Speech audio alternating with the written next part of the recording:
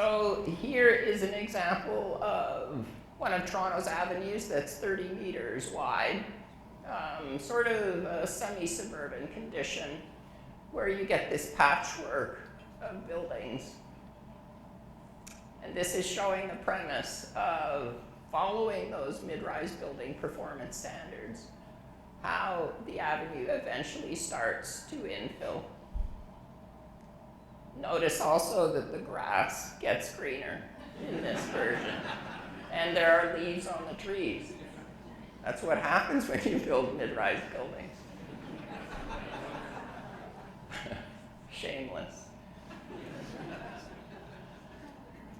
And now let's look from the other side for people who are living in these neighborhoods who have a house on a street that goes out to the avenue, rows of houses. And that is the scale of a mid-rise building that is 9 stories on a 27-meter right-of-way.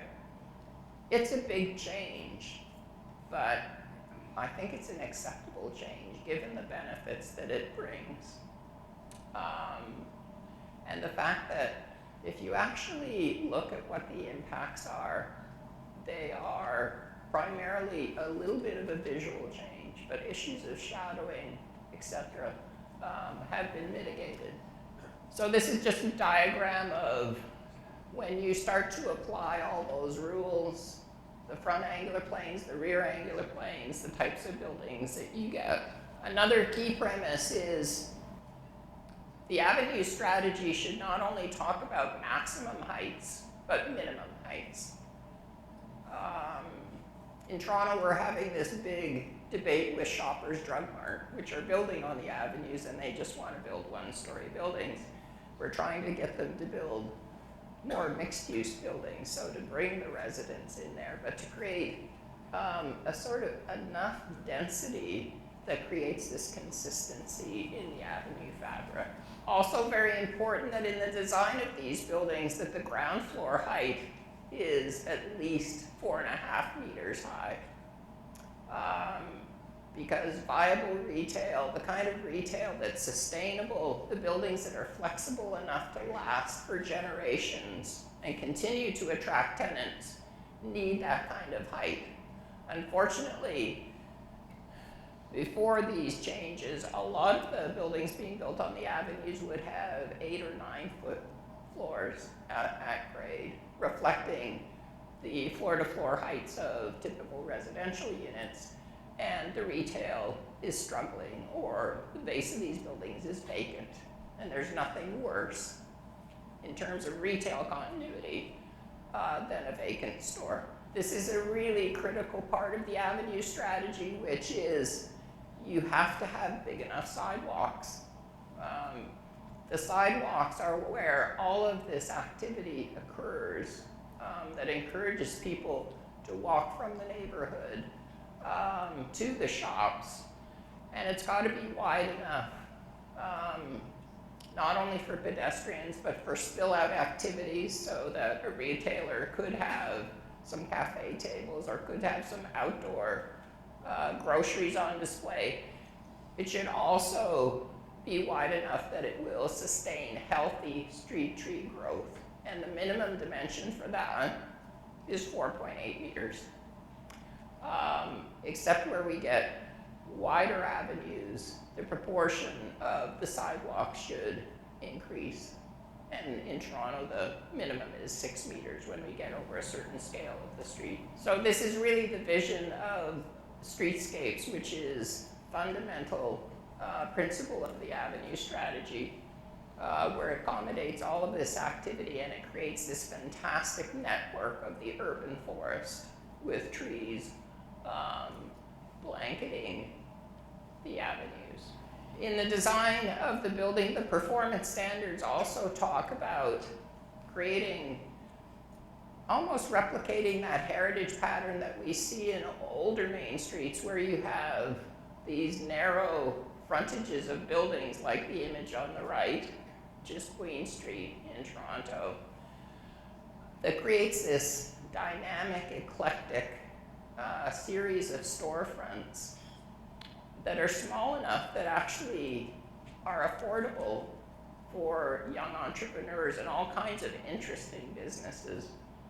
One of the dangers in redeveloping the avenues with bigger buildings is that you get one entrance at the ground floor and one big tenant.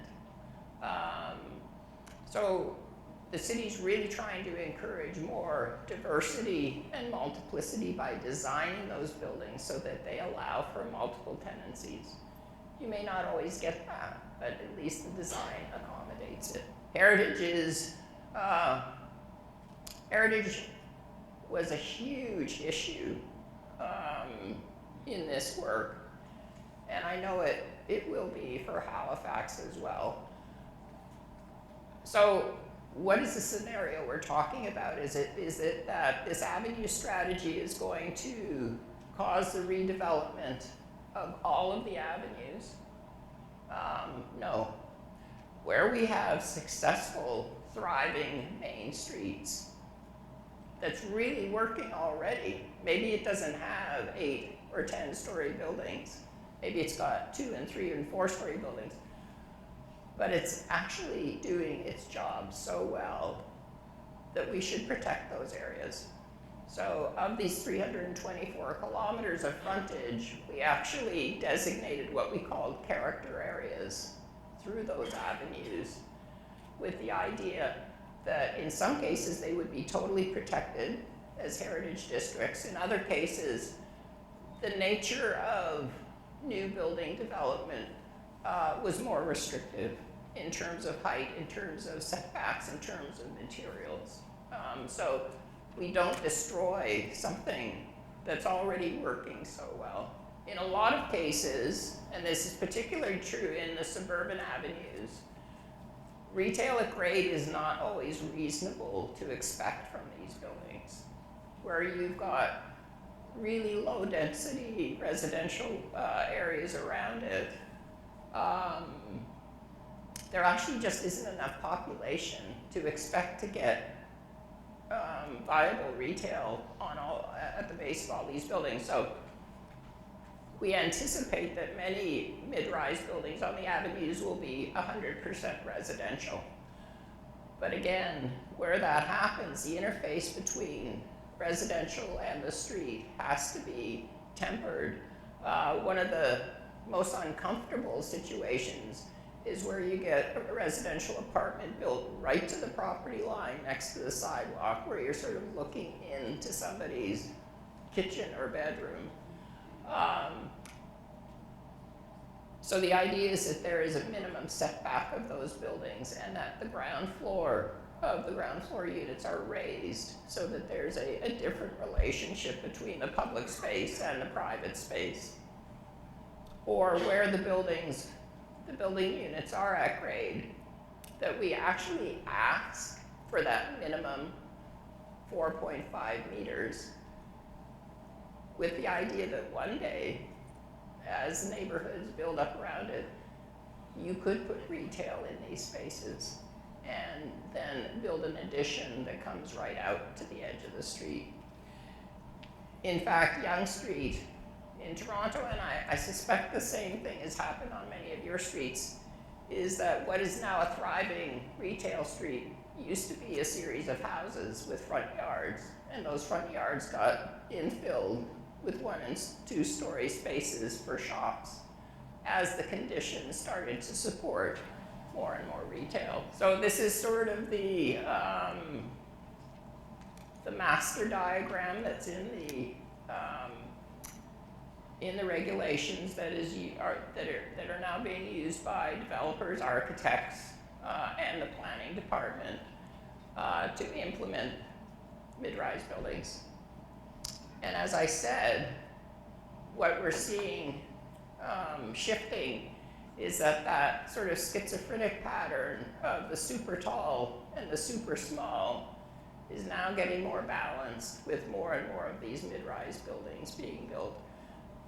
The big thing that is driving that is investment in transit on the avenues, where you would make that investment in a good, safe, reliable transit system tends to make the market really want to be in those areas. So this is another diagram of a typical avenue, smaller avenue in Toronto. Incrementally infilling with mid-rise buildings. Eventually, 20, 30, 50 years from now, where we may see, again, these buildings that are of a moderate enough scale that they still create these conditions of a lively, sunlit avenue, but actually supports an amazing amount of density. In fact, all of the population growth, 500,000 people that Toronto expects in 18 years, in theory, could be accommodated on these avenues without building another tall building. That's not going to happen. It will be a balance of things, but increasingly, this is where the market is interested in being. Why are they interested in being here? We see a lot of empty nesters and seniors who want to stay in the neighborhood, but don't want to stay in a house anymore. We see a lot of young professionals who want to be close to transit. And again, they want to be in a lively neighborhood with lots of shops and restaurants and sidewalk cafes. It's the big social scene. So that's why they want to be in the avenues, and the market is starting to shift to this. One of the challenges is getting units that are big enough to actually support families living in these buildings, which we would like to see more of. City hasn't quite figured out how to control that because the market tends to be building smaller and smaller units. So that's one of the ways the market is starting to shift.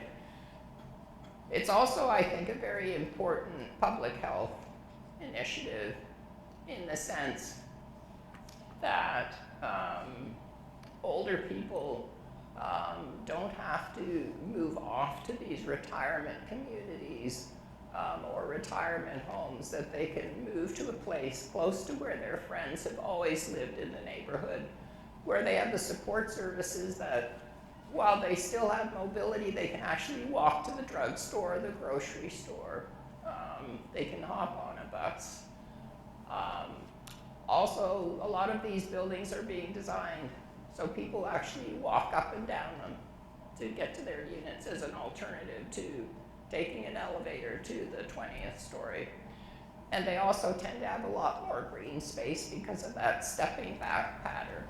So just to wrap up, what is happening with this strategy is it's now being synthesized with an updated zoning strategy. The guidelines are being used by the development community and the city.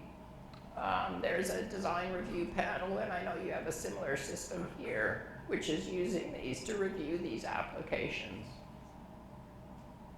Oh, we're missing some slides.